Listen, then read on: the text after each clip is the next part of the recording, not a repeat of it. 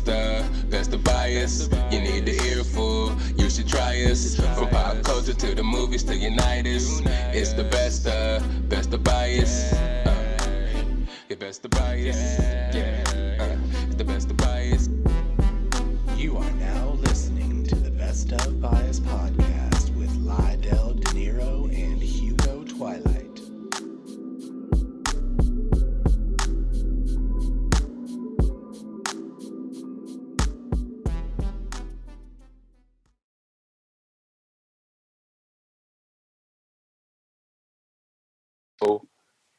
What's up, everybody? It's your boy Lydell Dinero, of course, here with another Best of Bias podcast, bringing you some sweet flavor. Well, not really sweet, but this is a spicy flavor. You know what I'm saying? We got another great episode. We got a special guest in the building.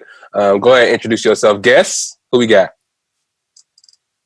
Oh, is that me? Yep, you can go first if you want. First, I've been here enough. Or my government name is Ralph. All right, whatever you want to go by, you can drop aliases here if you'd like. Whatever you want them to know you by, because you know you're gonna be on here some more, so let the people get to know you. You know what I mean? Shot. All right, for sure. I'm Ariel, aka. You already know me. AKA is back again. Always, yeah. You don't know me, then fuck you. Now I'm playing. If you don't know me, then fuck you. But nah, we back with another episode today. Today we're doing. Damn, what am I lighting? My lighting's terrible, man. Last time I had the ring light. That's why it was so much better. But today we're talking about WandaVision. We're gonna do another review episode of WandaVision. It's episode 6 now. Some crazy shit just happened. Some crazy shit went down. We're excited to talk all about it. We're also having our first anime showdown. We call it Anime Kumite, where we're gonna bring two characters and put them against each other, kind of battle it out to see who would win. You know what I'm saying? Who would kill each other? Who would come out victorious? You know what I'm saying? It's a new thing. A lot of podcasts and YouTube videos I watch with the same premise. So we wanted to give it a try in one of our pop culture episodes, one of our anime comic book episodes, just to keep it fresh, man. Some new content. So without further ado, let's get right into it. Dsean, have you been watching WandaVision at all? This is your first. I haven't watched it at all yet. Okay. Forever to get into new shows. Uh-huh. So I haven't watched it, but I've heard real good stuff about it. Okay. So we're gonna kind of spoil it for you a little bit, but don't worry, it's still worth it to watch back, even though it may not be as fresh to you because we talk about it a little bit, especially the most recent episode. But just tune in because I know you're a Marvel head and I know you have a lot to input and you probably know some background on the shit we're talking about. What about you, AKA? What did you think of episode 6? I thought it was cool. I mean, it was short as hell, but I liked it. I liked the way they're going with it, throwing a lot of little Easter eggs inside of there, and yeah, it's pretty dope. Pretty dope. Okay. Just overall, let's just jump right into it. Let's talk a little bit about the episode. Last episode, they left us off with Pietro knocking at the door and kind of coming in and, just taking us by surprise. We thought they were kind of trying to introduce the new X-Men after, Disney acquired FX and shit like that. So we thought they were trying to kind of introduce the new X-Men. We didn't really know what direction they were going in. So what did you think of the beginning when they kind of just went back to that and they were showing Pietro walking around and just world? Yeah, I kind of had to, thought maybe it could have been like something with the multiverse and bringing in Quicksilver from over there. But I mean, I liked it. His personality was completely different. And going to the actual episode, I just liked the whole Malcolm in the Middle feel. I remember you were talking about that. Uh-huh. Yep, I was pretty confident that they're going to jump into that pretty next, the mid 2000 sitcoms and shit like that. Yeah, and he gave kind of like the older brothers feel, the goofiness and like how he was just into doing stupid stuff and encouraging them to do stupid stuff. Yeah.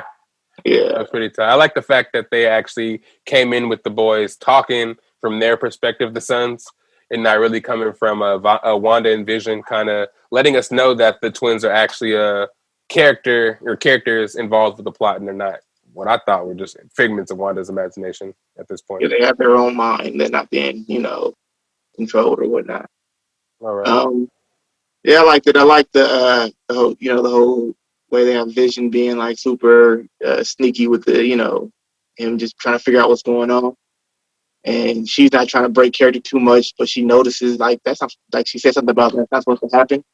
but then she kind of stopped herself because she realized she was going to be giving it away. Right. Yeah. And he was like, "What'd you say? I already tried to prove it to Exactly, you. yeah, I already he know was what's up. You got to let me know." But Deshaun, just not to leave you in the dark right now. So basically, WandaVision, as you probably saw from the original trailers, for some reason they're set in these 60s, 70s sitcoms, kind of to begin with. What were some of the shows that they were kind of portraying back then? The first yeah, episode 1 and 2, Bewitched. Bewitched, What was the second one? The other one was maybe, I can't remember. I maybe, know they had a Fact of Life one, yeah. but they had something before that, didn't they? I forgot what it Like was. I Love The Brady Lucy, Bunch. kind of like, oh yeah, Brady Bunch as well. So they mixed a bunch of these like 60s, 70s sitcoms, and they're in this world where there's laugh tracks, there's like 60s, 70s like sitcom jokes, and we don't necessarily know why. You know what I mean? It's like, wow, we thought this was going to be a Marvel show. We thought we were going to see this action, and we thought we were going to be thrust into this world, post snap and all that. But we're actually in the sitcom world. We don't know why, and it's kind of Yeah. cool because. Oh, go ahead. I thought the first episode is legitly like if you were to watch it, you would be like, okay, this is a damn old school show. There's like little bitty things in there that make it different that let you know that something's going on, but it's one of the ones that you just throw an old person in front of it, have them watch it, they probably think they're watching some old ass show. Right, exactly. You don't have to be super enthralled in the Marvel universe. Go ahead. So it's kind of like it's posing as a classic sitcom, but like you can tell that there's something else going on. Exactly. Yeah. So you kind of be like behind the scenes know there's something going on, but at the same time they're giving you these authentic feels of these shows that you kind of loved in the past, and you can tell they did their research, like every single detail as far as the opening songs they created themselves, and it's like they just bring you back. It's so like nostalgic, so everybody loves it from that point. It grabs all the people that aren't super Marvel heads, but all the Marvel heads are like, when is this show going to change? Like, when is something going to happen? And then around episode 3 is when they actually show you that shit's actually going on outside of this sitcom world that is somewhat we think is being controlled by Wanda, because you know how she can control realities and shit like that. You know what I mean? Not to mention every episode is like a new era of like old school shows. Like it starts off with the old Bewitched, then the second one is like Brady Bunch type stuff or something like that, right? Right. And then after that is Facts of Life. I forgot. Right. So going up by like the decades, it's going 60s, 70s, 80s, 90s. We got a little Full House in there. You know what I mean? As it gets in color, like it was black and white at first, and it changes the color. We also figure out that Shield is done based on the MCU and all the shit that happened in the MCU universe. You know that. So Sword is the new Shield basically, and they're basically the sentient weapon kind of observation unit. And what they basically do is they just kind of monitor weapons or sentient beings out there that could be like used as a threat towards the world. But you realize that they're looking in at this world, this big ass bubble that's caused by Wanda. It kind of fucks you up. It's kind of weird at first because you don't know why people can't see what's going on inside. Everything's in color. It's just that inside the bubble in this place called, was it Westview, New Jersey? Everybody in there were under this kind of amnesia that they thought everything was normal, but everybody outside the bubble don't even know it exists. It's crazy shit. It's crazy shit. But before you get too bored of the black and white 60s, 70s sitcom type of feel, they bring you back and show you like this Agents of S.H.I.E.L.D. type world and kind of give you the MCU feel to keep you enthralled, which is really good. You know what I mean? And then later we start to figure out that Wanda, she doesn't realize that she's doing all this shit in these sitcom things. Shit starts happening. She gets pregnant all of a sudden. She has kids in like 5 minutes rather than 9 months. And she's trying to figure out why this shit's happening. And shit basically goes down. Vision's there. And obviously it's WandaVision. And Vision got killed by, Thanos? Yeah, Yeah, so basically he can't really be around. So it's interesting. Give me 1 second, guys. I gotta do something here. Does the camera just follow him? My fault. The young Animales try to barge in the place and ruin everything. But yeah, what was I? Anybody remember? You were talking about. Oh yeah, you're talking. Go ahead. How it shifts between the old sitcoms and. Like, Oh yeah. So when we actually, because Vision's actually got killed by Thanos, so we're not really knowing what's going on because we saw he got the fucking Mind Stone ripped out of his head or whatever. This is supposed to be post Endgame, so we're not sure if like it's actually him or what's going on. Yeah, You know? we're not sure what's we kind of know it's him, but we still don't know what's going on. We know now. Yeah, we kind of know what's going on now. But as the Sword place kind of starts to figure out what's going on, they send this agent from Sword who just comes back. They actually have a scene where everybody comes back post-snap. So they kind of like connect the story there. So everybody post-snap comes back. You know who Monica Rambeau is as far as like... Character-wise, comedically. Yeah, MCU-wise. She's the original female Captain Marvel that they kind of just kicked to the curb a grip of times in the comic. Yeah. She's black. Exactly. Yeah, we talked about that in the past episode. Yeah, so basically she can turn into pure energy, basically, in the comic books. Have you seen Captain Marvel, the movie? Yeah.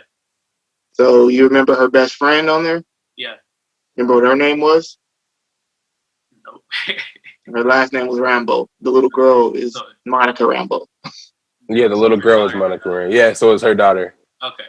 Uh-huh. But she's an adult now. Yeah.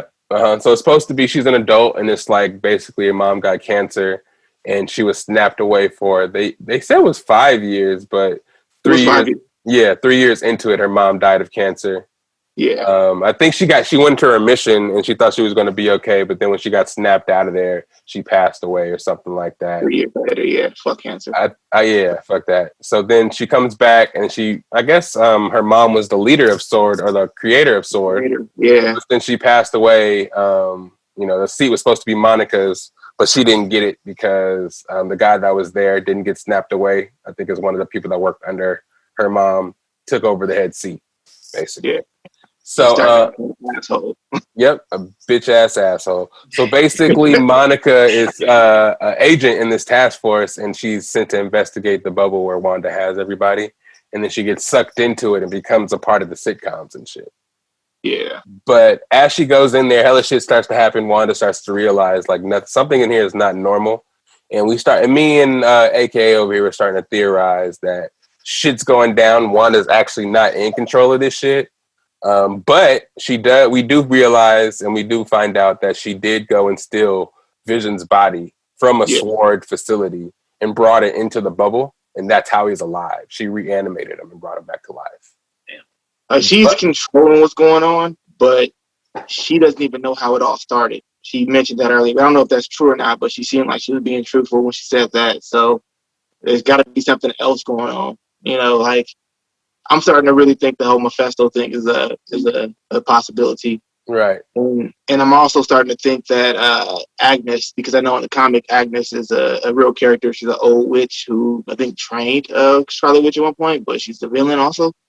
I think she's a villain. I got to look it up again. But that scene where Vision, towards the end, that had me thinking that, okay, why is everybody else can't move and it's just completely stuck still? How can she still talk? And, and she was a witch for Halloween too. Yeah, so everybody was their comic book self for Halloween. If you know yeah, that's kind of crazy. Even the boys dressed up like their comic book versions. Right, yeah, and that was in this episode, the most recent episode. Vision is really starting to realize that shit's going on. He actually had a scene with Wanda. They were getting ready to fight because he's starting to realize that everything is not happening the way it's supposed to happen. Everybody's under, a mind spell, mind control, but he has his own sentient brain. I don't know why he can't be controlled and he can realize that everything is not going on, even though he's supposed to be dead. Mm-hmm. So he's kind of wondering why, and he's starting to notice that shit's getting crazy. As the episodes go, as they switch through these iconic, sitcom scenes, they not only have us hella interested based in what sitcoms what's coming next, but we're still trying to figure out who's controlling all these people.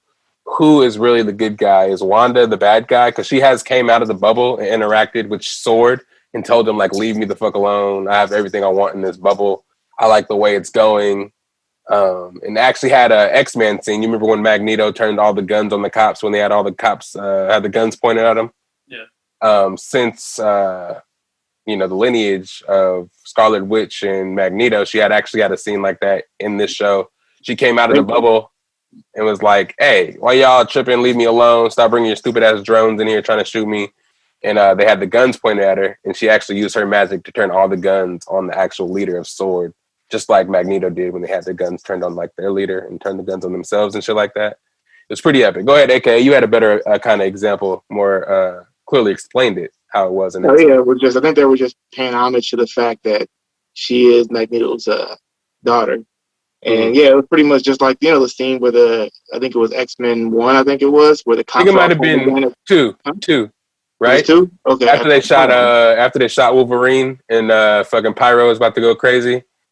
And then I think so. And Magneto was there, and they all had the guns pointed at them, and he took the guns out of their hands and made them all point at the cops. Right, yeah. She pretty much did the same thing, and even like her hand movement was like similar to Magneto, one of the other ones, the younger ones. Somebody had a clip on YouTube where they had them side by side, and like when she did her hand like that and walked away, they have a scene where he does that too, and he walks away the same exact way.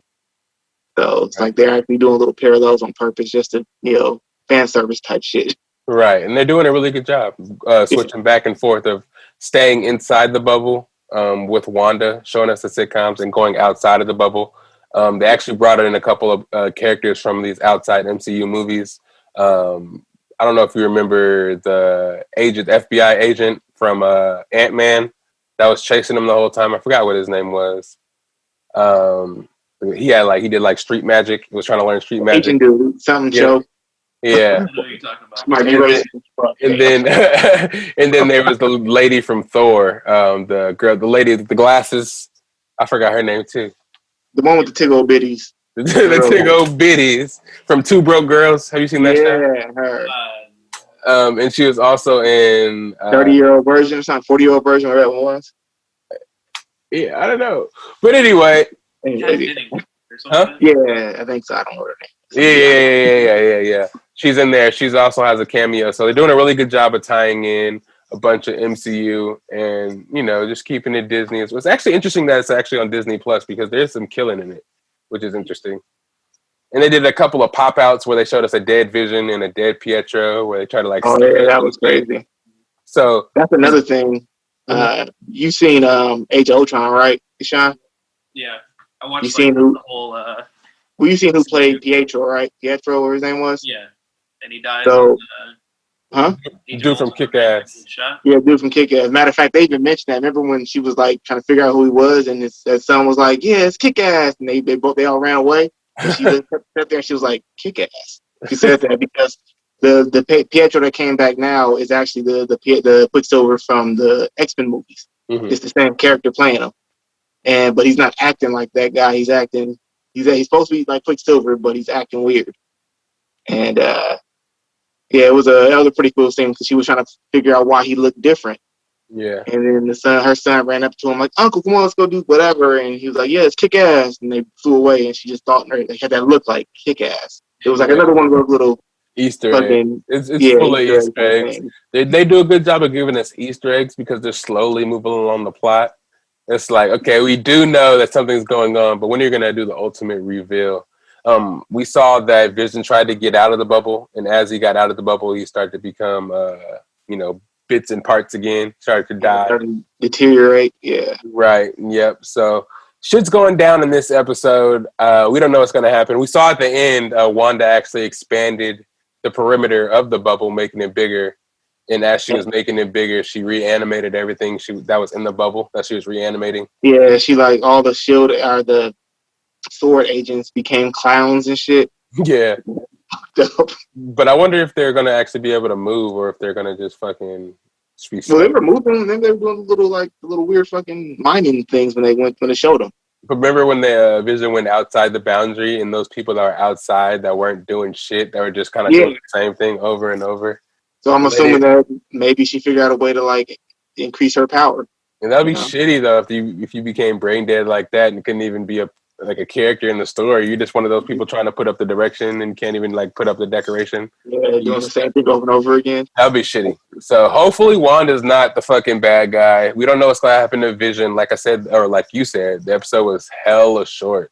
It wasn't short, long enough. Yeah. Yeah, actually, the full runtime was like 37 minutes, I think. Yeah. But like the fucking credits was like 5 minutes long. So, you know. I was seeing news about that actually. Huh? The full episode was like 30 minutes or something like that, but like the last 10 or so minutes were just credits rolling. And they don't even do anything with the credits. Like it's crazy because you wait around because you think something's going to happen as far as like you get like an end credit scene or like a clue to what's actually going on, but they don't do shit. It's like they show they do like a preview, like a credits, and then they do an actual credits. It's weird. It's like a double. Yeah. It's really weird. But I'm excited to see what happens next Friday. It's a long time to wait. We can probably also. They never showed. Remember her friend who's supposed to be like able to get her back into the bubble or the hex or whatever. Yeah. They were going to go meet him or meet whoever the person was, and whoever that person is, I'm sure is going to be some kind of reveal because whoever he is, he's supposed to be really smart engineer, and they're kind of like being like very vague with who he is, and that's where she was headed to go meet when that shit started to expand. So next episode, I'm thinking it's going to be what's his name? Fantastic Four? The professor? Reed Richards, you're saying. Reed Richards. I think it's going to be him. Mm-hmm. But, you know, what if I heard some places where they thought maybe it could be, what is that guy's name again? Dr. Doom. Mm-hmm. Because, you know, before he became Dr. Doom, he is just a regular asshole scientist. Yeah. Engineer. Mm-hmm. So, yeah, it's pretty dope who it could be. Or, kind of whack, you ain't seen it yet. Yeah, you can log into my fucking Disney Plus anytime you want to. Yeah, you'll get into that. You'll get into it. Trust me. Once you start watching it, you won't stop. And since you haven't seen it already, you have 6 episodes to watch in a row. So it's like an hour and a half, 2 hours, 3 hours of actual. That's another thing. They started like releasing them once a week. Yeah. I can't watch TV like that no more. I just got to be able to watch the whole shit. All of it. Well, I mean, now you have 6 episodes to go through. Boom, you good. Yeah, there's only like 3 or 4 more episodes left, so you can knock all that out. It sounds really good.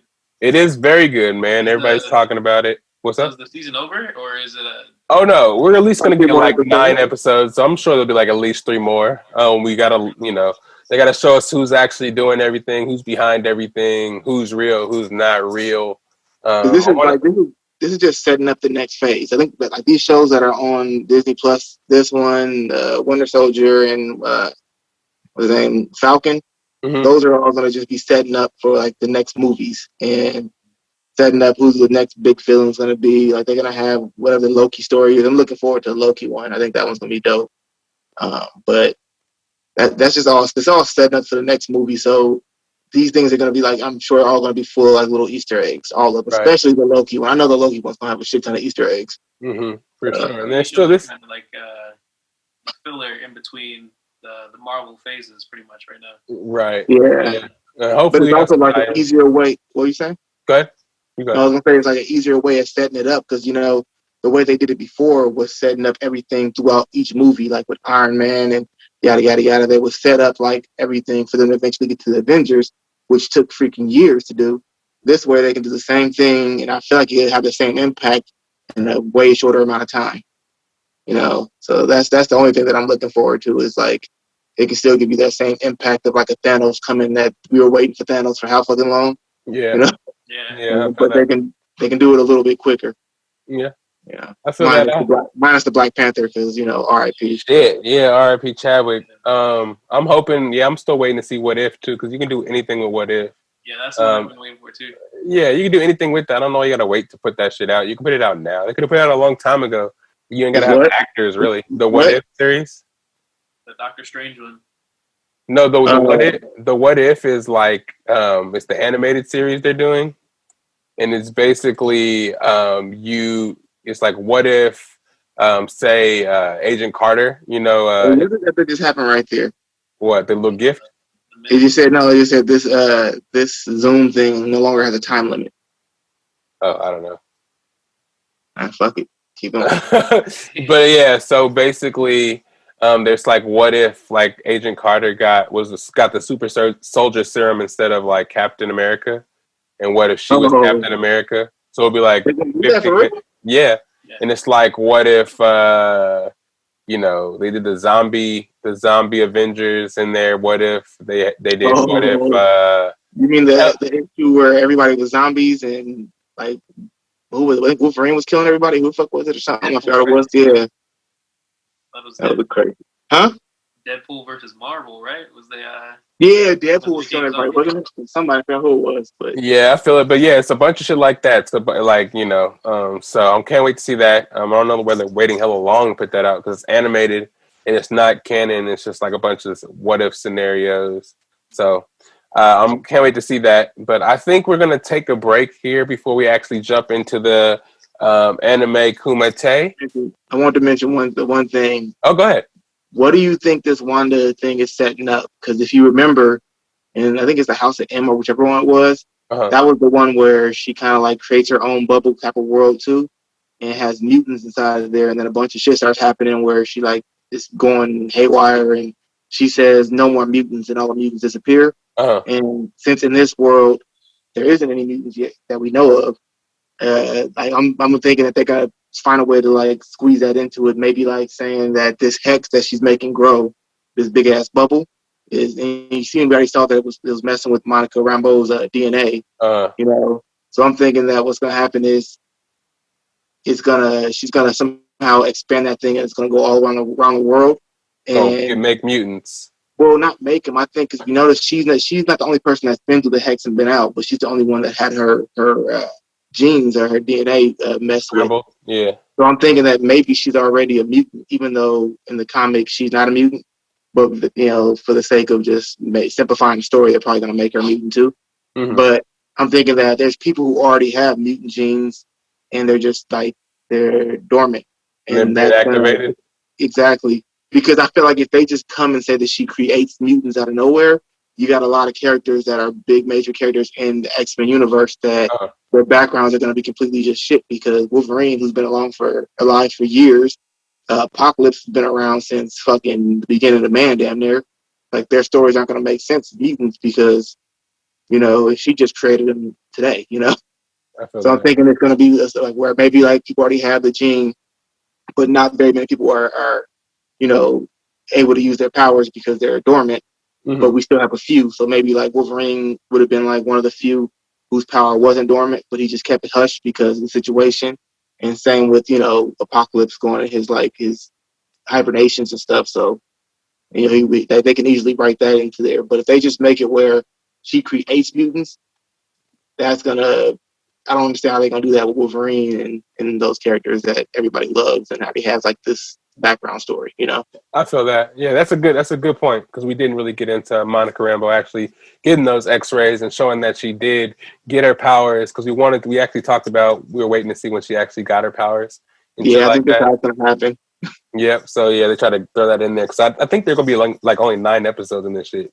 They're not gonna drag it out and give us everything we exactly want. They're gonna give us one quick season and make us wait until like next year and shit. So I can't wait to see, man. I hope they really do bring in the X-Men, have more mutants, more powers to show. Vision's out there. He hasn't really shown. It made Vision look a little weak in this series. I'm not even gonna lie.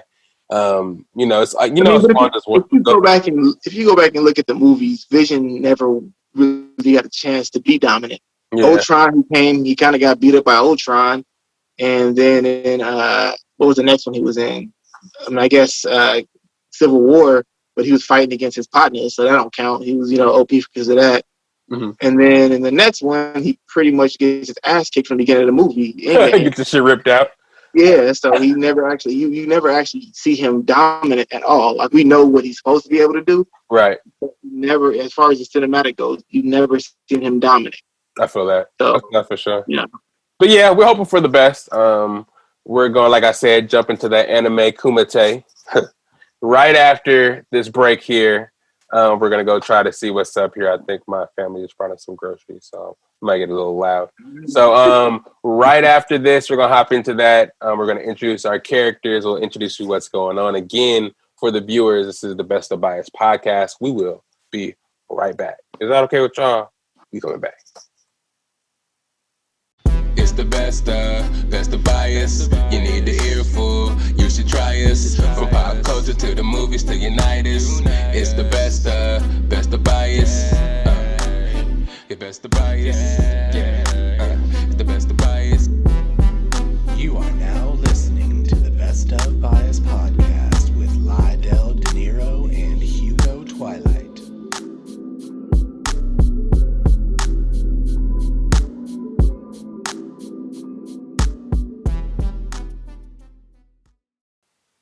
All right, and we are back. It's the Best of Bias podcast. We got Aka in the building. We got Dsean in the building. We up here about to go into this thing we like to call the anime Kumite. And it's the first time for y'all, live in action. We're going to bring two anime characters because if you know, usually during these WandaVision review episodes, we go ahead and talk a little anime along with it. And last episode, we kind of decided, just to let's get a little battle going on. When people want to see these people fight, we see these shows on on Crunchyroll, on Hulu, on Netflix, wherever you watch your local anime. We see these characters on their respective shows kicking ass. We always wonder if they came up and fought each other, who would you think would win those battles? Who would come out victorious if your life was on the line? Who would you pick to represent your family, you, in a battle to the death? So, Dsean, you have the hard decision of trying to judge this battle. We're going to bring you 3 rounds in which we're going to try to convince you that we have the superior character, and we're going to tell you why we think the character is going to win and would beat this character. We're going to bring to you powers, skills, feats, secret weapons, personality traits, anything we can to convince you that our characters are superior. Can we do that for you? Are you interested in being our judge for this game we like to call Anime Kumite? Sounds good. Classic. All right. Who's stronger, right? Okay. All right. That's all you got to do. Be sure between rounds to ask questions. Let us know that we know our characters, trying to put them on the map and let us try to represent them to our fullest capacity. So, AKA, go ahead and start and let them know what character you're representing today. Today I'm be representing Suske from the Naruto series, actually Naruto Shippuden series. I'll be using the one where he's like pretty much at the end, right before he loses his arm to Naruto, if you know anything about the actual story. So Sasuke, he's like the last member of the Uchiha clan, and that's a clan that is a really dominant clan before they all got wiped out, but they got wiped out for a specific reason, which I'll explain in a little while. But they all have a ability with their eyes, which is called a Gekkei Genkai. I can't pronounce it. Basically, it's a ability that's unique to only their clan, which gives them like a plethora of powers that we'll go over as this goes along. But it makes them extremely dominant. Sasuke was a child prodigy, so he pretty much started off as the shit. So was like his older brother. His dad was like the chief of their clan. His older brother was before him a child prodigy at a young age, and was also the reason that the whole clan got wiped out. Was his older brother, and that pretty much made Sasuke want to grow up and defeat his older brother, which made him just like stop at nothing to gain power. He was trained by Kakashi, who's like one of the most powerful Leaf ninjas, or just ninjas in the story. He was also trained by Orochimaru, who is like, he's a bad guy, but he's like a girl. I don't know what the hell he is really, but he's one of the Shonin ninjas. There was 3 of them. It was Lady Tsunade, Jiraiya, who was real epic too, and Orochimaru was the 3rd one, who was powerful as hell. So he also trained Sasuke. When Sasuke realized that he wasn't able to obtain enough power, with the good people, with the Leaf side, he went elsewhere to find power, which he got from Orochimaru. Sasuke grew up to be pretty strong as the story goes along. His rival is the main character of the story, who, if you know anything about most stories, the protagonist usually becomes pretty fucking strong. So if they're both rivaling each other, and throughout the story, they're pretty much equal, although I think the Sasuke is way better. I think he's more powerful, to be honest.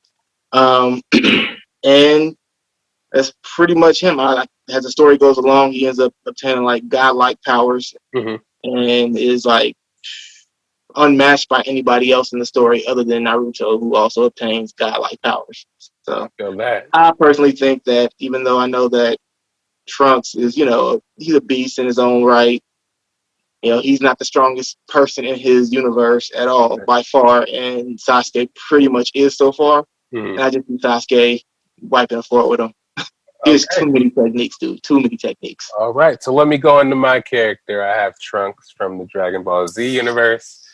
Basically, in this universe, there's kind of like two Trunks, but I'm gonna go with the future Trunks and basically his origin story. Trunks is the son of Vegeta and Bulma. If you know the lore, you know the characters. Bulma is the daughter of the founder of the Capsule Corp, one of the smartest people in the world. Vegeta is the Prince of Saiyans, known badass. Goku is, the most popular Saiyan, but Vegeta is the jealous brother that always tries to get one up on the older brother. So he'll stop at nothing to be the man with the plan. So basically, he's known for doing hella bad shit. But basically, Trunks is the spawn of these two people. Basically, he was born in the age of 766, which I guess is in the super future in Dragon Ball Z terms, I guess. I don't know if that's supposed to be in the past, the future. I'm going to say future. What y'all think? I don't know. I think it's a whole different universe, my dude. Yeah, I feel it. So basically, in his lore, when he was little, I guess, I watched a couple of videos. So basically, when he was little, his whole family, his dad was killed by Android 17 and 18, right? Basically, Goku and Gohan in his universe were not as strong as the actual universe they're in now. So back then, Goku actually died from this heart disease and died right before these two androids came down and destroyed the world, basically, and killed all the Z fighters. Basically, all that was left was Gohan, which is the son of Goku, one of the most powerful Saiyans as well, and young Trunks. Trunks was living with his mom, Bulma, and he kind of just wanted to, prove himself as worthy, trying to train to be a Saiyan, was trying to be strong, strong enough to face Android 17 and 18, which wiped out pretty much 75% of the population. Basically, he comes across Gohan, who, pretty much likes what Trunks wants to do, try to fight these, become strong and fight these androids, I guess. Correct me if I'm wrong. He trains with Gohan for a little while. He actually trains Trunks to be the sword fighter he is today. Once he starts training with Gohan, they come face to face with Android 17 and 18. They get their asses whooped, basically. Gohan knows that him and Trunks can't fuck with Android 17 and 18, so I think he knocks out Trunks and gives him a sensu beam, so that when he wakes up, he'll be okay or whatever. But basically, he gets his arm chopped off first by them in a previous fight. Am I right? And then in the second fight, he actually knocks out Trunks, and then Android 18 and 17 kill his ass. When Trunks wakes up from being knocked out and sees Gohan's body, he actually turns Super Saiyan for the first time. And Super Saiyan's like a super god form. You're talking about how Sasuke had these godlike forms. Blonde hair, blue eyes. Exactly. He turns from Japanese into a fucking German. I don't know what happens. But he gets these godlike powers for the first time. Then he, after getting these powers, he kind of trains himself and kind of tries to get himself to badass status so he can go fuck with these androids again and kind of fuck them up. Basically, he tries to phase them, try to fuck them up based on the fact that he just got his Super Saiyan powers. He was trying to establish this power for a long time, and he felt once he reached that power, he can actually fuck with these androids. But it's not true because Gohan, which was way more powerful than he is at this stage, tried to fuck with them as Super Saiyan, got fucked up. Basically, he did get fucked up, and he got sent home, and his mom was like, fuck, it's all bad, but it's not all bad because I got a time machine and shit. So basically, his mom, since she's hella smart and has he's I guess the smartest person on earth, had a convenient time machine for him and came up with a plan with him to go back in time, warn the Z fighters before Android 18 and 17 come, and give Goku the medication for his heart disease so he would never die in the first place. Once he gets in the time machine and goes back, to where he can try to warn Goku, he actually ends up kind of like a couple hours before the Z fighters and Goku gets there, and he actually sees Robot Frieza And what his dad is, what was it, Mr. Winter, Mr. Cold, Captain Cold, or some shit like King that. Cold, yeah. King Cold.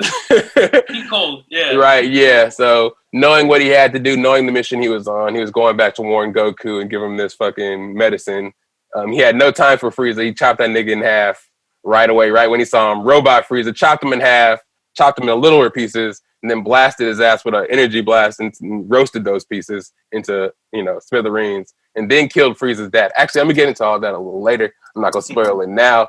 But basically, when he got there, he was a badass, just looking to avenge the world and save the world from what happened, back in his time when 18 and 17 came and destroyed the world. In doing so, he kind of altered some timelines and made some other shit happen. But, while he went back, he trained some more and, got to meet his dad, and he got super strong. And that's the version I'm going to be repping today. I'm going to tell you how strong Trunks is, some of his abilities and some of his moves, and how he can beat Sasuke. You ready for that? Let's go. All right. With that, we can get into our point number one. AKA, I'm going to let you get into your point number one. Let me know your first. And then I got a rebuttal after that, but just go ahead and give me your first point. All right. So to start off with, Sasuke is not like a Saiyan. I mean, in the Naruto universe, they are powerful people, but they're just people. They're humans. But they have these abilities that, of course, we don't have. That they use with their chakra, which is similar to whatever the hell power they use in Dragon Ball Z, because they sit there and like fucking strain and get like constipated trying to get power. So I'm assuming they're getting that power from somewhere inside and outside. They actually have similarities when it comes to the power, because there's like a part where Goku is summoning the spirit bomb or some shit, and he's getting power from shit around him. And Naruto has the stage mode, which is pretty much the same thing. And Sasuke even learns a similar thing from Orochimaru. But when he's younger, they have like different styles of chakra, and his was fire, which makes him, able to wield fire type styles. And his family has, their own style, which is like the fire style jutsu that pretty much just blows a big ass thing of fire out. And I mean, I know like fire is fire, but I mean, it might burn Trunks in his younger days. But he can also use that, the fire to manipulate weapons. So he can, for his weapons that he has, he can also throw out little ninja stars with fire on them and whatnot. On top of that, he has the Sharingan eyes that his clan has. That one makes it where he can see shit at like a way better rate than us. So if something is moving real fast, he's able to comprehend it and also analyze stuff and make up strategies. He can use these eyes for all that stuff. He can see your chakra, I believe. And no, that's not his eyes. He can do that, but not with the Sharingans. But anyways, they also give him the power to do. I can't remember the damn name of it, but pretty much it's like hypnotize a person with his eyes and make them have like be under a trance. So if they're looking to his eyes, he can basically fuck with them mentally, and then he can do whatever he wants to them externally. So you have to have somebody who has a really strong mental and will to break that, which I don't think Trunks does. Trunks seems a little timid throughout the show, and kind of like when he's fighting against Cell, and he's supposed to be hella powerful. They even mentioned that he was more powerful than Cell, but he sacrificed speed for that, which basically made him useless against Cell because Cell just ran laps around him. And Sasuke's fast as fuck too, so we have that to go. And the eyes also make it where you can mimic other people's styles within that person's like physical ability. So I mean, like, if Superman is flying, I don't think that Sasuke can look at him and fly, because that's just not something he can do. But he has other things that will help him assist him to fly, because I know that Trunks can fly. Like he can summon a big ass eagle, which name I can't pronounce. I'm not going to try to pronounce it. In the show, he doesn't use that eagle for anything other than flying, really. But it's a big, powerful ass eagle. Like how big? I mean, like a fucking giant, like the size of a 747. And you can use that to fly to keep up with them. What else? So the eyes allow him to copy people's juice. So he can also use those eyes to determine people's movements before they do them and strategies, which is why he's able to mimic people. If you ever noticed, Kakashi was called the mimic ninja, or something like that, because he also had a Sharingan. What was it again? The copycat ninja. The copycat ninja, yeah, because he can copy people's movements and also copy their styles. Mm-hmm. And that's just a basic technique that the Sharingans have. So like with that right there alone, that makes him, to me, dominant enough to be able to hold his own with Trunks in like a Super Saiyan form, because he's already fast, which the eyes actually help him comprehend people moving at stupid speeds and able to react a lot faster. Not to mention he got the Chidori from Kakashi, which is like a lightning release, which is hella powerful, and it can only really be used at super fast speeds, which he's able to do it, So yeah, on that right there, I think alone he's able to just hold his own with him. But I mean, he has a lot more stuff, and that's just like the beginning stuff that he has. He has a ton more jutsus and stuff that can be used for defense, and we'll get into that later on. But also stuff that he's way more of a more intelligent fighter than Trunks is, proven again and again. Not to mention the Trunks you're using spent a crap ton of his time fighting against the same fucking enemy his whole life. And as we know, Sasuke has fought against so many different enemies and has learned different ways to beat people. He's from a village that train you, like they don't have regular schools. Their schools are just like learning ninjutsu and techniques and stuff to basically overcome an enemy. I know Trunks was raised in like a battlefield post-apocalyptic, but that was just with the intent to defeat these two androids. And his was with the intent to defend the whole village from any kind of enemy. So yeah, I think that Trunks is going to have his hands full. Go ahead. You're saying that Sasuke not only can adapt to whatever Trunks is able to throw at him, but also Trunks wouldn't be able to adapt to his higher power level. Exactly. Not only can he adapt to him, he can also learn any techniques that he's using. All right. So my counter to that is, I have a question for you. Has Sasuke ever lost? Has Sasuke ever lost? Yes. Right. But it's also like what he mean by, like, in those situations where he lost, they were not like how put it. It was like against Naruto, which I don't really call that a loss. It wasn't really a loss. It was more of they both kind of lost that fight, really, because they both ended up losing their hands. Other fights were like, yeah, when he was weaker, but not once he got stronger. Now he never lost any fight. Even against B, they didn't lose that fight. Now B was giving them hands, don't get me wrong, but they didn't lose that fight. And then one more question. How long can he fight at his peak? Does his ki run out or anything? Or can he just fight at tip-top level for a long duration of time? The version that I'm speaking of, he has a lot of energy. It won't run out for a while because he got half of the power from the sage, the sixth path, which gave him an amped up amount of chakra that he can use. And he can uphold his abilities for a long period of time, depending on, of course, which moves he uses. But yeah. All right, that's cool. So I'm gonna start kind of basic and just kind of sandbag a little bit and let's start talking about how super powered he is and how much more of a super powered world the Dragon Ball Z is than the Naruto world. Okay, you're talking about ninjas with special abilities. I get that. But we're talking about motherfucking Japanese Superman world with a bunch of little Supermans running all over the place. So I'm going to tell you a little bit about Trunks and his basic powers that he has now. First of all, he's a master martial artist because he trained under Gohan for years. And Gohan is obviously the son of Goku. And Gohan trained under Piccolo. Two of the best fighters in the DBZ universe. Learned a bunch of shit.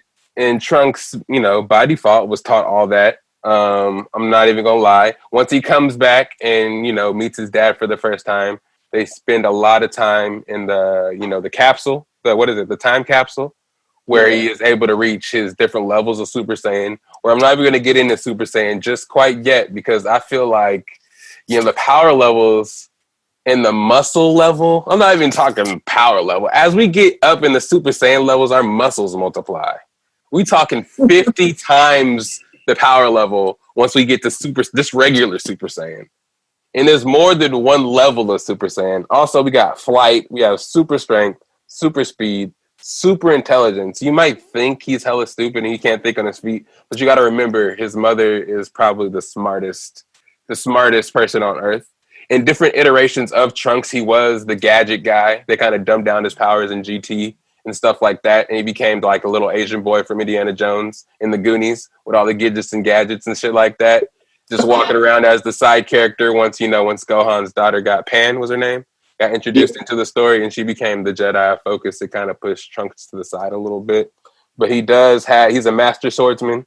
He can fly. He's super durable. I mean, if anything, he's one of the Super Saiyans that takes the most beatings, gets beat up, comes back, takes another beating, come back, and tries to fucking fight and ends up winning. You know what I'm saying? Some of the most crucial wins in the DBZ came from him. Without him, a lot of the DBZ universe now wouldn't even be there. You know what I mean? If he didn't go back and warn Goku and save his life, Goku wouldn't be alive. In the DBZ world, all the DBZ fighters would be dead. Mm-hmm. So I'm not even going to get into that because that's going to be another point what I'm going to talk about. He can use a number of different moves and energy blasts to destroy Sasuke. I mean, martial arts is fighting alone. We can go hands. Come on, Sasuke. We can go hands. You know what I'm saying? Because I'm sure Trunks can move at light speed. You know what I'm saying? How they be fighting in Dragon Ball Z, boy, they be going at it. You can't even see it. When Frieza be fighting Goku, they pew, pew, pew, pew, pew, pew, pew. And did I mention that Trunks one-shotted Robot Frieza? Oh, yeah. That was upgraded for him, right? Oh, damn. I'm not even going to get into that. I know some of the weaknesses that Sasuke might have. He's always wanted to be better than his brother. That could be used against him. You're talking about how Trunks can maybe be able to be manipulated in the mind. That may be so. But I think more humane and regular ways you can get inside of Sasuke's head without necessarily needing mind control. You can bring up fucking his brother. You can bring up how you can call him, how he's not as good as Naruto. You can use outside interference, not necessarily fighting skills to get in his head. I'm not thinking. What's the pink-haired girl from Naruto again? His girl, I forgot. Sakura. Yep, Sakura, exactly. Sakura, you can, I'm fucking Sakura. You know what I'm saying? Okay, but are you saying that? Are you saying that? What are you saying? So well, I'm saying psychological warfare. Exactly. But my thing is like, how the hell is Trunks gonna know this? He's just coming across Sasuke, and all of a sudden he has a complete like knowledge of this man's history and past. He does have this thing called Ki Sense. He can sense life energy, and he kind of life energy. But Sasuke can hypnotize him and go inside of his mind and learn his past if he wants to. But that's fine. You got to be fast enough to do that first. No, you do look at him. Hey, we can fight. We can fight with our eyes closed. This is Trunks, baby. You don't know that though. Exactly. But you already don't know how fast Trunks is. He one-shotted Frieza. He can one-shot this nigga. He could have something to do that day. That's all great. But once you get Sasuke in his Sage of the Six Paths form, he's on God level plus all the training and all the moves he already has. Okay, like 100 times fold. So so you already knowing how Dragon Ball Z power levels work. I talked about Super Saiyan 1 is 50 times. There's way more levels than just Super Saiyan 1. So you talked about how he got destroyed by Cell because he was in this form where he was able he was super strong, but he wasn't able to move really horizontally that fast. But that wasn't even the final form of his Super Saiyan. So that strength level makes him vulnerable, but we can go past that strength level and get past that vulnerability real quick. Just make us mad enough. Just go ahead and go into your point number 2. But first, let's see we didn't even ask you how familiar you are with these characters before we started, Dsean. How familiar are you with these characters? I already know. I think Dragon Ball Z was like the first anime I ever watched, and I watched that like nonstop. I still rewatch it sometimes. And then Naruto, same thing. So I'm pretty familiar. I feel that. So yeah, after hearing both our first points, do you have any questions for us to kind of clear up anything you may not understand that we brought to the table? So I think we gotta have like a set scenario in which they're meeting to like accurately, where they're beating. What? Like, meeting. What's the circumstances in which they're gonna be like on Earth, on a planet with humans on it, but the area they're at has no humans, so They therefore evacuated like on One Punch Man. They made the announcement and everybody evacuated. the area, but not the planet. The Yeah, planet is still there. exactly. That's a little hard to evacuate the planet. Yeah. All right, so they just kind of like come across each other. Yeah, which is why the psychological stuff he was talking about would not work, because you can't have psychological over somebody who, if you don't know anything about them, you can't have that powers over them. Yeah, I think he'll be coming in there. But Sasuke could, because he can actually get in his head.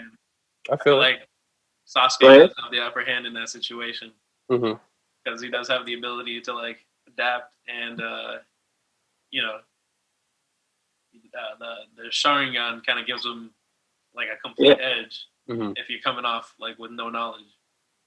For sure. So I think the first one goes to Sasuke. All right. Yep. So the first round. Okay. Go ahead and give him your point number 2. Okay. So, yeah, you're right that the Dragon Ball world is a bunch of freaking just Superman dudes with superpowers and whatnot, but they all can be hurt. They all can be hurt with, enough power. Now, of course, Sasuke, like I said, they're from a world where the people are regular flesh and blood, and they don't have like Thor-like bodies and shit that can't be destroyed. But Sasuke has a shit ton of defense stuff that can turn your own power against you in a second, something that's uncomprehendable by most people. For example, he has a technique called the body replacement technique, which he learned from Orochimaru, where if his body is injured and he knows that it's about to be, he be killed, he can shed his skin like a snake and come out perfectly fine. And that's like a fucking, extra life damn near. He has that. He has another big ass snake, a Manda snake, something like that. I can't remember the name of it, but it's a giant snake that he can use to help him fight. That's powerful as hell, and also it's kind of like it knows its own moves and on its own like jutsus of its own, and it's can also be used for defense, and he can summon that almost anytime he wants to. On top of that, he has the I can't say it, Sashunu, I think it's called, which is once he sees somebody who dies that he loves, his eyes change to the Mangaku, which are like way more powerful and make all the basic powers of the Sharingan souped up like 11-fold. It makes them a lot more powerful, but it also comes with a bunch of other abilities, which we'll get into. And one of them is an ability that his brother gave him, which is called the Amaterasu, which is a black flame that can't be extinguished and burned for over a week. So if he, it's activated just by him looking at something. So if he looks at you, he pretty much burns you with it, and you have that shit on you. Unless he puts it out, it won't go out for at least a week. So that right there is going to be a big issue for your boy Trunks, because I'm sure fire hurts Trunks, even though he's like a Superman. He's not Superman. He can be hurt unlike Superman. The Susanoo, which I can't pronounce correctly, it ends up being this big giant that Sasuke can control. It's a big, powerful ass chakra giant that's strong as shit. But earlier on in the show, he uses it mainly for defense. But even when he's complete, which is the one we're using, where he can use the complete one, that thing is like a devastating amount of defense, which can block damn near anything. And so with your boy Trunks throwing a bunch of shit at him, he can use that right there for one part of defense, and that's just one of his defenses, which is already making him hella dominant because it's strong as hell. Not to mention, he has something called a replacement jutsu, or a replacement technique, where he can pretty much switch places with anything. So you say your boy Trunk wants to come and throw a fat ass fireball at him, he can then use that in an instant to put Trunks in his place and switch you around. So then Trunks gets hit with his own move, and he can do that at will pretty much. And there's not really anything Trunks could do to stop that, because Trunks won't even see it coming. On top of that, he has, what else he has? The powers of the Sage of the Sixth Path, which I told you that's strong as shit, and like it gives him other techniques that are really hard to explain. So I'm not even gonna break it to those, but basically he can almost make up his own techniques and copy other people's Gekkei Genkais to some degree. But the main thing about that is that soups his power up to like damn near God-like abilities, where he was able to not go one-on-one. He beat the shit out of Mamoru Uchiha when Mamoru was like in his final form, which is pretty much like a god. I mean, Mamoru was so good that he wasn't able to be beat by Guy Sensei. And Guy Sensei was in his 8th gate. I think he used the 8th gate, which made him like fucking ridiculous. He was like Superman, basically. He was fighting like characters from Dragon Ball Z at like beyond light speeds, basically whooping the shit out of Mamoru Uchiha, but he wasn't able to defeat him. And Sasuke comes with this power and easily takes him out. So there's that.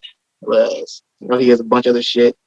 With the Mangekyo, which is the eyes when it gets after he sees his loved one die, that power is limited because it does over time you using it makes your eyes go blind and you can't use it anymore unless you take somebody else's, which for him he got his when he saw his brother die, which he killed, and he took his brother's eyes. Therefore he has this power and it's limitless. All these powers he have, he can't they won't run out and they won't hurt him because he can use them whenever the fuck he wants to.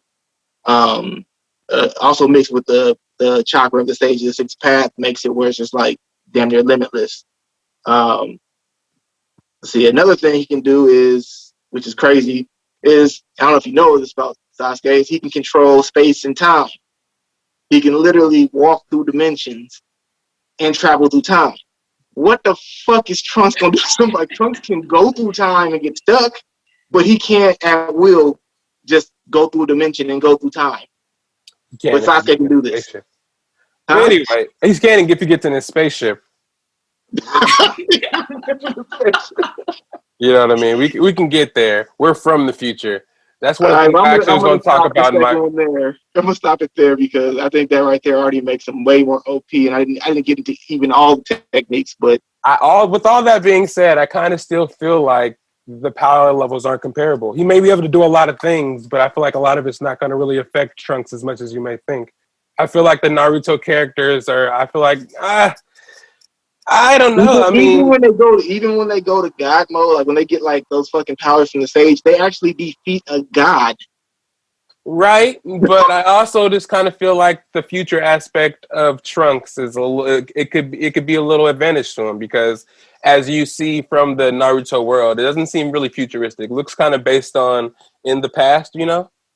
True. If I'm not mistaken, you know what I'm saying? So I feel like just the future knowledge, the future training of Trunks, and the knowledge of the future role. Do we know when this is going to take place? Well, that's the thing is they're different worlds, so Trunks' future doesn't really correlate at all with Naruto's future. I mean, with Sasuke's because they're different worlds. Exactly what I'm saying. There's so stuff what kind that of they haven't seen. seen. You wouldn't have any same knowledge as them. Exactly. We're talking about gods here. I feel like you're using the lore of Naruto to try to compare to Dragon Ball Z. I get it, but I don't think it's supposed to make sense. You know what I mean?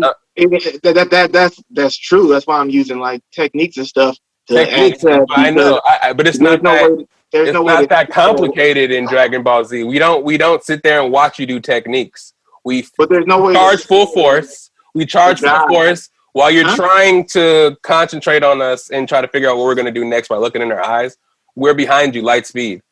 I'm gonna go into some of his moves that he can use again, starting with the Kamehameha. Do we mention that at all? No. Has he ever dealt with characters that shot energy blast at him at all? Yes. Energy blast. Yes. Like plasma energy blast, like Dragon Ball Z style. They do that. He does that himself. I don't know. Go ahead. I think the energy blasts from Dragon Ball Z are definitely different than. Oh, definitely different, but they're still energy blasts nonetheless. But I'm saying he hasn't seen this before, so therefore you can't just be automatically prepared like you're speaking of. Oh yeah, I mean the Sharingan is cool. I understand that, but how fast is his mind process? How fast is his mind process? Can I ask you that? Instantly? Yes, instantly. So as soon as he looks into Trunks' eyes and he Kamehamehas while he's looking in his eyes. Huh? Those eyes that he has, though, the Sharingan makes it where he's able to not only like instantly like react to stuff that happens, he can also sit there and determine a person's movements. Based on eye contact, though, right? No, just based on looking at the person in general. Oh, he doesn't I see. You have to look at them. Now he has to make eye contact in order for him to use his but I can't remember the name of it, but basically where he controls them or like hypnotizes them. Right. That's eye contact. But as far as like him using his eyes to determine the situation and mimic a person's abilities, all he has to do is see the person. Okay. So Dsean, since you're familiar with this character, let me know if he has everything that needs to defend all these moves. We have the Kamehameha, we have the Flashbang, the Buster Cannon, the Godbreaker. I already told you he has the Key Sense, so you can see how powerful Suske is before even stepping into there. So you can read that force and know he's powerful. May even be able to read that he has that Sharingan. I'm not even gonna say he is, but you know what I'm saying? He basically, it's the future. They might have a little Pokedex of powers off of Life Key. I don't know. We have Vision Smash. We have the Kyokin Jutsu Sword Style. We have Burning Attack, Burning Storm, the Finish Buster. And we're not going to use the Fusion Dance because that is outside interference, becoming Gotenks. So I'm not even going to go there. But we have the Super, like I said, Super Saiyan, regular Super Saiyan, that's 50 times the regular power. We have Super Saiyan second grade. That's the grade he was when he went back and killed Android 18 and 17. And that's the second stage. Then he has the Super Saiyan third grade, which you said he was super powerful, but he couldn't move as fast. I don't think he needs to move as fast at that power level. Because at the fourth stage of fucking Super Saiyan, that's what, like 200, 300 his power level already. I don't think at that level, though me and I be able to like have it at a consistent, like a super long time, I don't think Suske has what it takes to take down a Super Saiyan Rage character that took down Goku Black and Samusu from the, I don't know if I'm pronouncing that right, but he took down Goku Black. He actually took the spirit of all the other, the DBZ Saiyans alive and then chopped his ass in half. You know what I'm saying? He has powers beyond all build. Man, this guy, he may be able to walk through reality. You said Suske can walk through reality. Trunks altered reality more than once. He saved reality. So did Sasuke. No. Sasuke is not even the number one character in his own show. Trunks saved his own show. Trunks saved even the number 10 character. He saved the number one character. Without Trunks, there would be no number one character. You can't say that about Sasuke. Sasuke is, he's an antagonist for the protagonist. He gets his girl stolen. He's weak-minded, and he has this complex that he wants to be better than his brother. He'd probably be struggling to beat Trunks because he's thinking about maybe my brother would have done it a different way. He would have been in his head, and that split second is all it takes for Trunks to super speed, punch this nigga in the head. He'll punch his head off his shoulders. Do you understand if he makes contact once with Sasuke, he's probably going to die. Make contact with him though. He won't. I guarantee you Trunks is faster than Sasuke. Sasuke can't even fly. Trunks is flying. Sasuke can fly. No, not constantly. He can move fast and be floating shit like a ninja. No, he has his little bird that he can fly with. He has that's outside interference. Those are his powers, though. You said a bird? I heard bird. I didn't hear he has wings. That's what powers is to summon animals. No, you can't do that. Nope. That's outside interference. It's not like he's summoning Naruto. But he's summoning something to help him in the battle. Okay, well, then he can use the power of the Sage of the Six Paths to float around and fly and move like he wants to. But you have to power up to do that. We're flying already. So while you're powering up to fly, you're trying to Sharingan us, and you're trying to copy our moves. You can't do this simultaneously. You need all these moves. You need all these moves just to keep Trunks at bay. No. Okay. All he has to do is wait. All this magic and shit. All Trunks has to do is come at him. He can switch places with Trunks. He can switch places with other objects.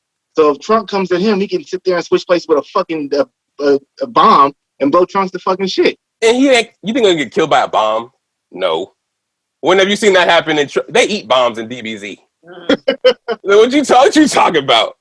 So yeah, but Sasuke is also known to have great techniques in battle, just like strategy. All he'll sit there and do, he'll wait for a Kamehameha to come flying at him, and Trunks to try and blow his ass up. What do you mean, wait for what? He hasn't seen this before. This is a chance encounter.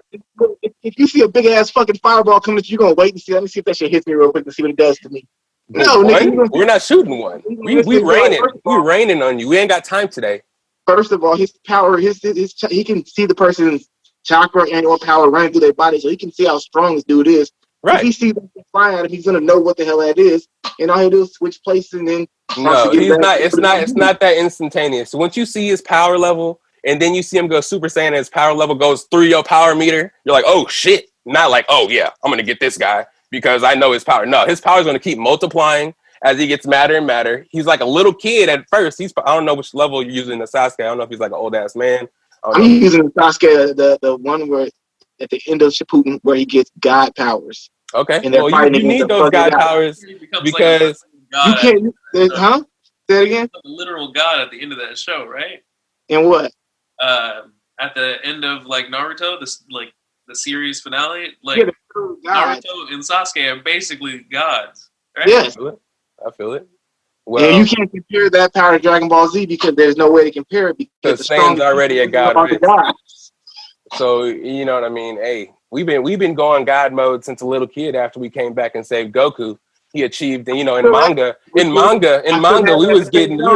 Super Saiyan as a little kid. He allowed Goku to get beat up. He allowed everybody else to get killed. This guy was a fucking loser. He had to go to the future to get somebody else's help when Sasuke was doing that shit on his own. Well, like when Goku and everybody else died, Trunks was actually a kid, right? Yeah, he was 3 years old. Yeah. But then when he grew up, trained under Gohan, then went back in time. Gohan got killed. But still, Gohan was the last god left. These androids were stronger than anything walking. If they're stronger than Goku, how OP do you think these androids are? What's that dude's name again? What's that damn anime with the guy who had the big ass sword and was always chasing around that demon? You tell me, has Sasuke ever got his ass beat at 8 years old? Yeah. And has he ever fought the strongest person on his planet at 8 years old? Sasuke. He tried to fight his brother. He got beat up though. Exactly. Trunks did this, fought the hardest person in his planet at age 8, got his ass whooped. You know, he had the little man complex. He tried to go at him. He kept coming back, got stronger. There wasn't that many people left on this planet because they all got killed. So. Hey, bro, he killed Superman, killed his protege, came back, tried to fucking kill him. Then he came back again in the future, warned his homies, and actually killed him again. Actually, he killed the wrong android because he altered the future when he came back. And a bunch of other shit went down. Yeah, but that's the problem is he only knows how to fucking fight against those androids. He ain't never fought. No, that's not true. That's not true because when you spar against the people you're fighting against, Goku, he's fought against these guys, and he's the most high-powered martial artist in his planet, a lot of planets in the universe. So they actually do know how to fight. Everybody tell you that sparring ain't the same thing as getting punched in your fucking face. It's a whole little baby ninjas. We're talking about big superhero characters, little baby ninja Naruto characters running and hiding in the hidden leaves. Is that who we're talking about? We're talking about just flying around in the clouds. But once you give them God powers, and then the simple fact that this motherfucker can walk through time. It's fine. So that right there makes him OP as fuck. Can he walk through a fist is the question. Because he can stop time, he can walk around the fist. No, it's fine, but we already know what happened because this already happened already, and we already have a time machine. You have at least one thing he can do is he can take Trunks and put Trunks in a different dimension, and then Trunks can't fight him. No, but also these rules, you can't take one-time feats and use them as something they can do all the time. These aren't one-time feats. These are something he can do all the time. He walked through dimensions more. Dsean, what do you say? Has he walked through dimensions more than once in Naruto? Shit. So once he attacks when he attacks the Kage Summit. He gets these powers once he gets the Sage of the Six Paths, and he gets his other one eye becomes a Ronnie, I can't pronounce it, but it's the swirly looking eye. Yeah. And that eye can make it where he can go through time, he can walk through time, go through dimensions. He can do all kind of shit like that. Now it does use a lot of his power, but he can still do it. Right. And he can do that shit pretty often. All he really needs to, Sasuke's a little overpowered in this situation. He's hella overpowered. I haven't even got to his most powerful shit. And can he survive in space? That was I knew you were gonna ask that, and no, he cannot. Okay, But, so if the planet was destroyed and it came to flying and trying to so we're gonna go ahead and just take Trunks out of his characteristics because Trunks is gonna blow up a planet full of humans. No, if they're evacuated, for sure, we blowing it up. Fuck it, and it's the only way to live. Area was evacuated. The planet's not evacuated, so No. Trunks would have to be a fucking asshole to blow the whole planet up just to kill one person. Fuck it. I mean, hey, we can't just plant the people there for years. This is a neutral location. That's not his characteristics. But it doesn't matter if we either win this battle or if he's gonna die and he has to resort to something. I'm gonna blow up the planet where I can survive, or simply. Okay, you do that, then you blow up the planet, and then Sasuke will just go to another dimension. I guarantee you that he wouldn't be able to counter. He's probably never seen a time machine before. If he hopped in his time machine, Trunks was getting beat up. Maybe he hops in his time machine, goes back 10 minutes before they were going to fight. He knows his powers and then kills them before they fight. He has to get to a time machine. He can. He's super speed. Sasuke has a time machine in his fucking eye. No, okay, that's that. I don't know. You can't fight the future. I've said that multiple times that he can move through time. What the fuck do you think move through time means? But how's he gonna know? That's what Trunks did. He doesn't have a time machine. I think if this dude, he's gonna just sit there and let the guy get in the machine. Sasuke isn't that kind of person. Sasuke fights. He doesn't sit there and wait. He's not gonna let him. He's not gonna have to let him get in the machine. It's called distraction. Shoot a Kamehameha at him. He knows it's too much for him. Hop in his time machine. Go in 10 minutes before. Boom. And as soon as he shoots that Kamehameha at him, he'll just switch places with Trunks, and Trunks will get hit by his own Kamehameha. How would he switch places with him if he's far? And it has to have some kind of distance on it. That switching places. There's a distance, but they're fighting while they're far apart. Because he doesn't want to get switched into bullshit, so he's going to keep a distance. Okay, so he's flying, and you can shoot. Why wouldn't he keep a distance in the first place? As soon as he's Kamehameha, fucking Sasuke will switch with the time machine. He doesn't know what the time machine is. He just sees this thing next to Trunks. Trunks shoots a barrage of plasma missiles at him. Sasuke is dodging. He uses that distraction to hop inside of his time machine, go into right before they were fighting, cut his head off with his sword. Okay, let's say that all happened. He had to be able to get past being hypnotized by this man, being burnt by this man with a fire that can't be put out for a whole damn week. He can't burn Super Saiyans. Being thrown to a different dimension. You can't burn who? You can't burn Super Saiyans.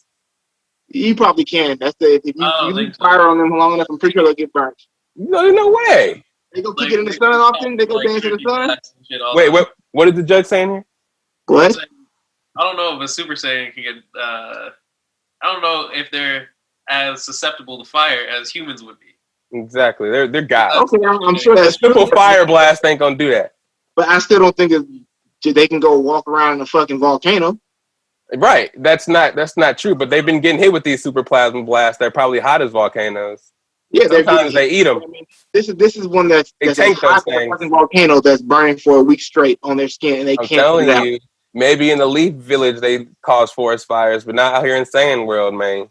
We got them. I'm telling you, as we get more Super Saiyan, we get more and more muscles that this fire is going to bounce right off of. And I'm telling you, all the shit you're building up, I've seen Naruto. They take a little while for these moves to happen. They take a while to defend big moves that happen. They take a while for their moves to build up to shoot super powerful moves. I'm telling you, he has to defend or attack. Same thing in Dragon Ball. That's what I'm saying. You either have to defend or you have to attack. You can't do both simultaneously. But I'm saying you can't attack and defend simultaneously. And if our objective is to hop up in our time machine, we're going to shoot and attack. We're going to defend first, shoot and attack, and then hop in the time machine. But that's what I'm saying. We're going to hop in the time machine. I don't see Sasuke allowing that to happen. I understand. Of course, it's a fight. You're going to try not to allow anything to happen to you.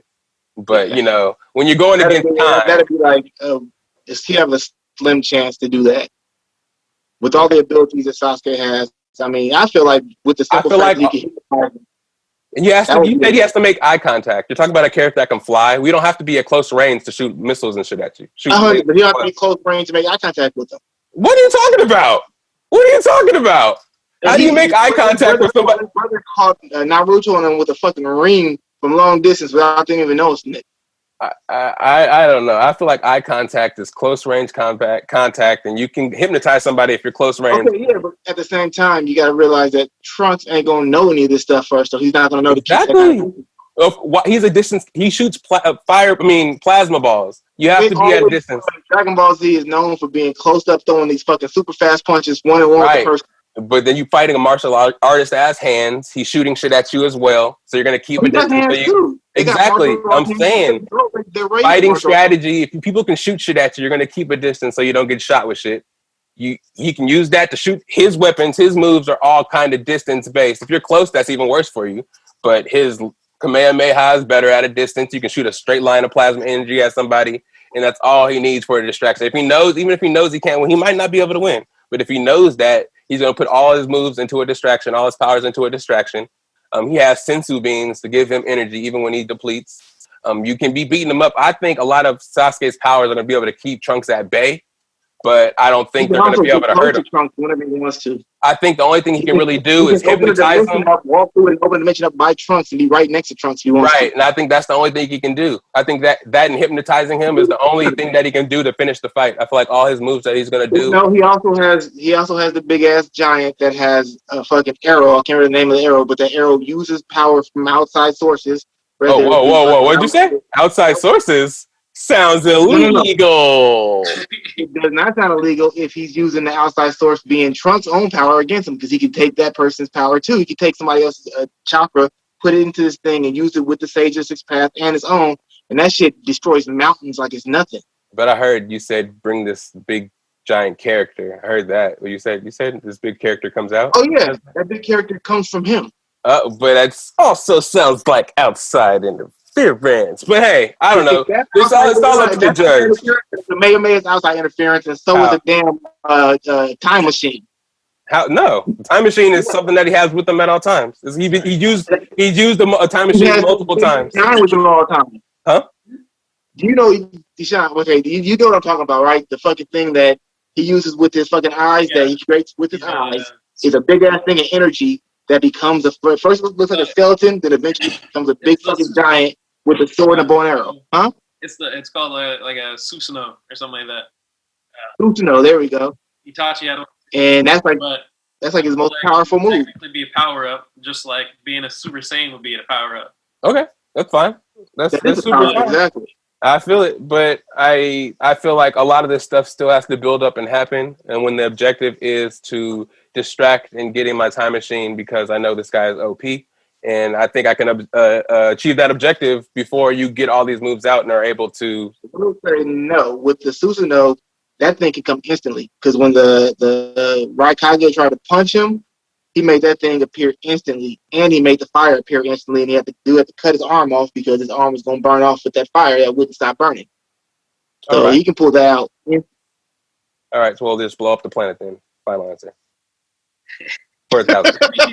So if we blowing up the planet, Sasuke's not surviving. But are we?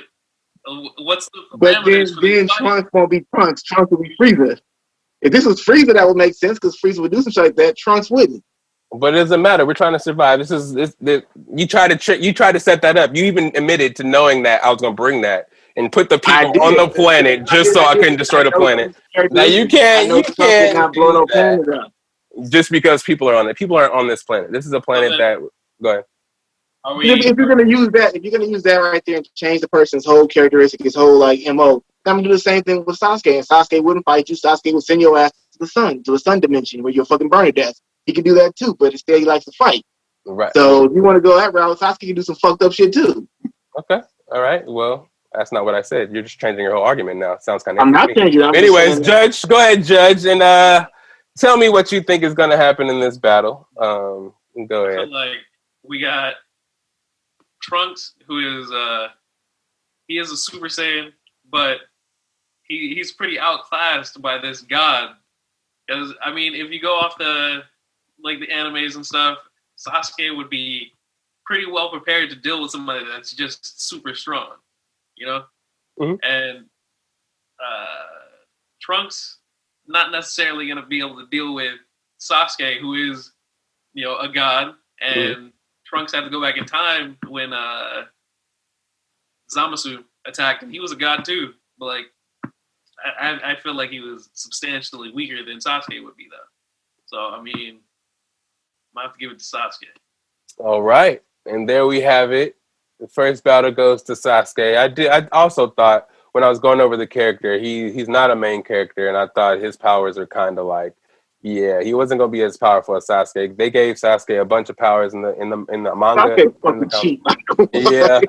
Yep. Next time we'll get characters that are kind of more on the same level. I thought the fact that Trunks can go Super Saiyan and would just kind of like, just kind of exploit his power level and his energy blast can just keep him, up there. I don't know.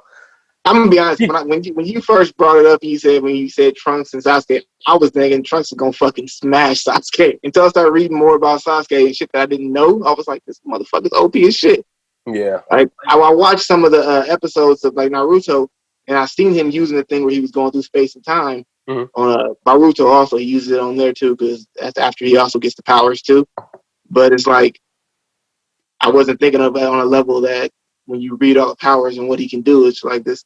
Like, that's not fucking fair. Yeah. At all. I mean, he's better than Naruto, because Naruto can't do half that shit. Right. Yeah. My thing is Naruto's powers are kind of like super repetitive. Sasuke, I think, can do a more variety of things, and I think his character was better written, to be honest. Even from go ahead.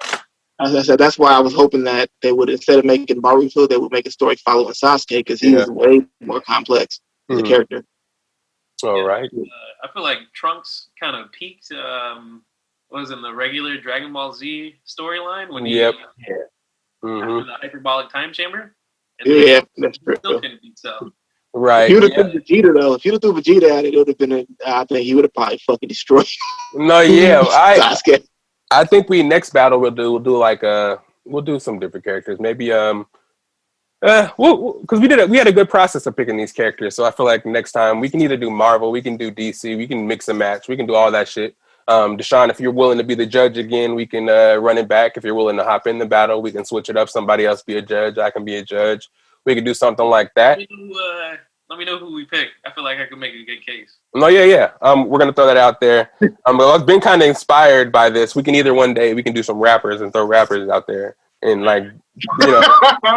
do rappers by their resumes. Right? We can battle it out and see like what rappers we think and what rappers can battle it out. So I like this a lot, man. Basically, oh yeah, fuck it. We can throw Dylon. We can do comedians. We can do all kinds of shit. More pop culture segments, and maybe we can get another episode. We can get on here and talk about some of the pop culture topics of the week, because there's hellish pop culture shit that we haven't talked about. And I'm doing mostly sports. We're gonna have a boxing one soon. So yeah. Fucking wait, Usman. You saw that fight? Usman and what's his name? I don't know the dude's name, Smith or something like that. I can't remember. But yeah. But anyway, I've never been in the MMA that much lately, but I did check out that fight, and it was a pretty good fight. It was actually competitive at first. Mm-hmm. Usman's nasty. Super nasty. But yeah, this is the time where I like to let the people know where they can find my guests at. If you like to shout out your social medias, whatever you got going on, just let them know one time. I'm not even on social media, really. Not even on social media, but you can find him on the Best of Bias podcast. You probably next week when I get back, we can run maybe like Saturday, Sunday. We can. What's your X-Fight tag? Yeah.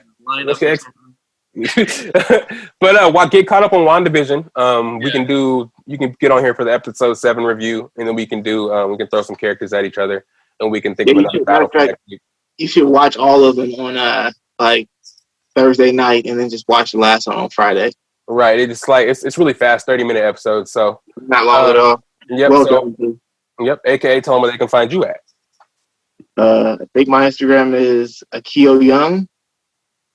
You probably can't find me there because my shit's private and I won't accept you. Oh, damn. You can try. Hey, Paul, I think I added Paul, but I mean. Yeah, Paul said he liked the last episode of us reviewing WandaVision. He said, keep it up. We're doing a good job. So I'm trying to get this one posted out there. And get Paul on here. Yeah, I'm trying to get everybody on here, get these, get more content out there. What's up? And shit. Like Studio Thursdays. Yep, exactly. I got better at Call of Duty. I'm ready to see Steve on Call of Duty. So what's up? But basically, AKA, you want to let them know where they can find you at? I already told you that. You already said that. But hey, one other thing, aren't you gonna start your streaming sometime soon, Dsean? Yeah, let them know that you're gonna start that shit, so you can go ahead and shout that out next time. Set up the little. I got DSLR cameras over there. Mm-hmm. I'm gonna set it up to my PC, see what it looks like. Nice. Yep, and get that shit going. We can have you on here to promote your shit.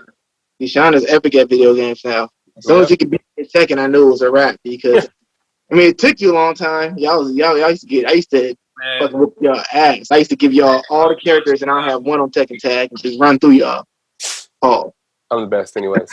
I'm the best. So you can find your boy SAC_Lydell on Instagram, Best of Bias on Instagram as well.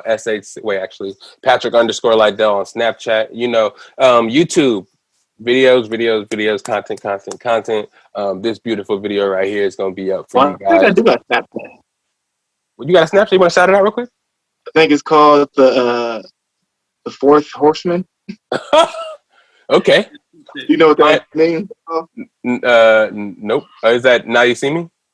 Nah, that's some sinister shit. Oh, okay. Well, you know, find us on YouTube. Plenty videos to come. You can find your boy Best of Bias on the website. Download all the episodes. If you don't have Apple Podcasts, Spotify, Google Play, all that, you can find us there. Download episodes. Tune in straight from your web browser. Tune in, man. A lot of shit to come. We have another battle. Another review episode coming, more sports episodes coming, the challenge review episodes coming, more guests, more love. It's the Best of Bias podcast. Thank you, guests, family, for being here. Hope you guys are coming back soon.